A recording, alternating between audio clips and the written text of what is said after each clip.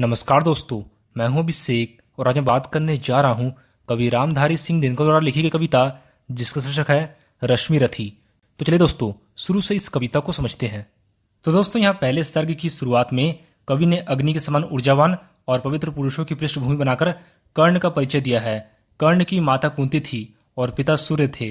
कर्ण जो थे वे कुंती के गर्भ से कौमार अवस्था में पैदा हुए थे, इसलिए कुंती ने लोकलाज के डर से उस नवजात शिशु को नदी में बहा दिया, जिसे एक निम्न जाति सूत के व्यक्ति ने पकड़ लिया और फिर आगे चलकर उस नवजात शिशु का पालन पोषण किया। सूत के घर पलकर भी कर्ण शूरवीर, विनम्र, परिश्रमी और शस्त्र और शास्त्र के रहस्य के जानकार बने। एक बार द्रोणाचार्य ने कौरव और पांडव राजकुमार के शस्त्र कौशल का सार्वजनिक प्रदर्शन किया।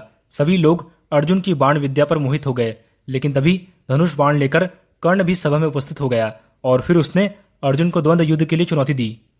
कर्ण की इस चुनौती से पूरी सभा आश्चर्यचकित रह गई।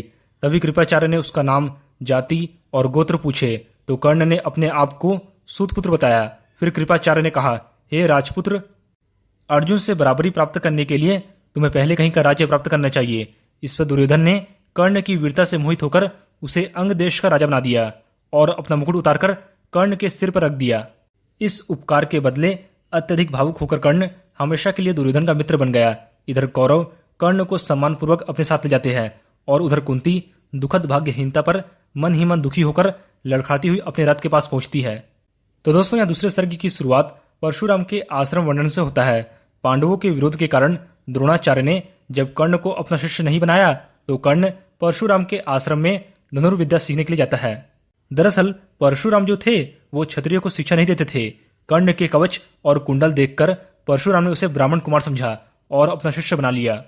एक दिन परशुराम कर्ण की जांघ पर अपना सिर रखकर सो रहे थे कि अचानक एक जहरीला कीट कर्ण की जांघ को काटने लगा।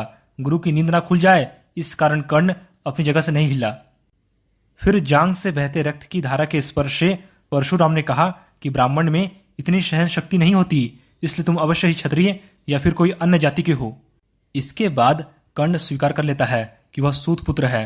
फिर परशुराम ने क्रोधित होकर उसे तुरंत अपने आश्रम से चले जाने को कहा और उसे श्राप दिया कि मैंने तुम्हें जो ब्रह्मास्त्र विद्या सिखलाई है तू अंत समय में उसे भूल जाएगा। फिर कर्ण गुरु की चरण की धूल लेकर अपने आंसू भरे आंखों से आश्रम छोड़कर चला जाता है। तो दोस्तों, यहाँ तीसरे सर्ग में कृष्ण संदेश के बारे में बताया गया है। कौरवों से जुए हारने के कारण पांडवों को 12 वर्ष का वनवास और 1 साल का अज्ञातवास भोगना पड़ा। 13 वर्ष की यह अवधि व्यतीत करने के बाद पांडवों अपने नगर इंद्रप्रस्थ लौट आते हैं। पांडवों की तरफ से श्री कृष्ण कौरवों से संधि का प्रस्ताव लेकर हस्तिनापुर जाते हैं। श्री कृष्ण ने कौरवों को बहुत समझाया, लेकिन दुर्योधन ने संधि प्रस्ताव ठुकरा दिया और श्री कृष्ण को ही बंदी बनाने का असफल प्रयास किया।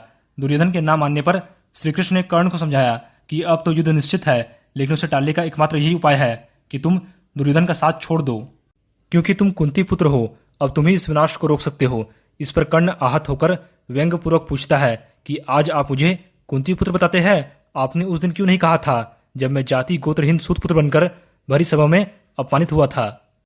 मुझे स्नेह और सम्मान तो दुर्योधन ने ही दिया था। मैं तो दुर्योधन का कर्जदार हूं। आप मेरे जन्म का रहस्य युधिष्ठिर को मत बताइएगा, क्योंकि मेरे जन्म का रहस्य जानने पर वे ज्येष्ठ पुत्र होने के कारण अपना राज्य मुझे दे देंगे और मैं वह राज्य दुर्योधन को दे दूंगा। इतना कहकर और श्री कृष्ण को प्रणाम करके कर्ण वहां से चला जाता है। तो दोस्तों, यह चौथे सर्ग में कर्ण के महादान की कथा का वर्णन किया गया है। कर्ण हर रोज 1 प्रहर तक मांगने वालों को दान देता था। श्री कृष्ण इस बात को अच्छी तरह जानते थे कि जब तक कर्ण के पास सूर्य द्वारा दिया हुआ कवच और कुंडल है तब तक कर्ण को कोई भी पराजित नहीं कर सकता। इंद्र जो है वो ब्राह्मण का वेश धारण करके कर्ण के पास उसके कवच और कुंडल दान में मांग लिए। हालांकि कर्ण ने इंद्र को छल कपट करते हुए पहचान लिया, फिर भी उसने इंद्र को कवच और कुंडल दान दे दिए। कर्ण की इस अद्भुत दानशीलता को देखकर देवराज इंद्र का चेहरा पश्चाताप से भर गया। इसके बाद इंद्र ने कर्ण की बहुत प्रशंसा की। उन्होंने कर्ण को महादानी और पवित्र कहा और स्वयं को धोखेबाज और पापी बताया और कर्ण को एक बार प्रयोग में आने वाला एक अग्नि नाम का एक अमोघ शक्ति प्रदान किया। तो दोस्तों, यहाँ 5वें सर्ग की शुरुआत कुंती की चिंता से होता है। कुंती इस कारण परेशान है कि रण में मेरे पुत्र कर्ण और अर्जुन आपस में युद्ध करेंगे। कुंती परेशान होकर कर्ण से मिलने जाती है। उस समय कर्ण ध्यान कर रहा था कि तभी आहट सुनकर कर्ण का ध्यान टूट जाता है। फिर उसने कुंती को प्रणाम करके उसका परिचय पूछा तो कुंती ने कर्ण को बताया कि तुम सूतपुत्र नहीं हो बल्कि मेरे पुत्र हो। तुम्हारा जन्म मेरी कोख से तब हुआ था जब मैं अविवाहिता थी। मैंने लोक लज्जा के डर से तुम्हें मंजूषा में रखकर नदी में बहा दिया था, लेकिन अब मैं यह सहन नहीं कर सकती कि मेरे ही पुत्र एक दूसरे से युद्ध करें। इसलिए मैं तुमसे प्रार्थना करने आई हूं कि तुम अपने छोटे भाइयों के साथ मिलकर राज्य का उपभोग करो। तभी कर्ण ने कहा कि मुझे अपने जन्म के बारे में सब कुछ पता है, लेकिन मैं अपने मित्र दुर्योधन का साथ कभी नहीं छोड़ सकता। फिर कुंती ने कहा, तुम सबको दान देते हो, क्या तुम अपनी माँ को भीख नहीं दे सकते? फिर कर्ण ने कहा, माँ, मैं तुम्हें एक नहीं 4 पुत्र दान में देता हूँ। मैं अर्जुन को छोड़कर तुम्हारे किसी पुत्र को नहीं मारूंगा। यदि मैं अर्जुन के हाथों मारा गया तो तुम 5 पुत्रों की माँ रहोगी ही, लेकिन यदि मैंने युद्ध में अर्जुन को मार दिया तो जीत दुर्योधन की होगी, और फिर मैं दुर्योधन का साथ छोड़कर तुम्हारे पास आ जाऊंगा, तब भी तुम 5 पुत्रों की ही माँ रहोगी। यह सुनकर कुंती निराश होकर लौट जाती है।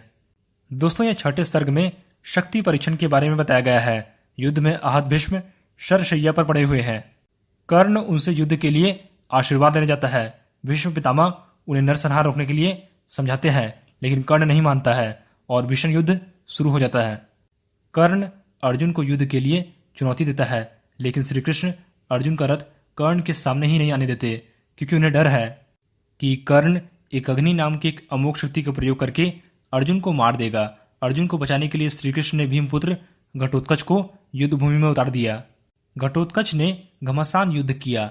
अंत में दुर्योधन ने कर्ण से कहा, हे वीर, विलपते हुए सैन्य का अचीर, किसी विधि त्राण करो, जब नहीं अन्य गति।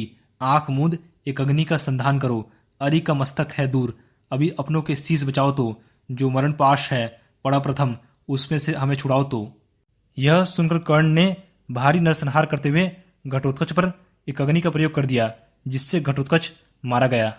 घटोत्कच पर एक अग्नि का प्रयोग हो जाने से अर्जुन निडर हो गया। घटोत्कच पर एक अग्नि का प्रयोग हो जाने पर कर्ण स्वयं को मन ही मन पराजित सा महसूस कर रहा था।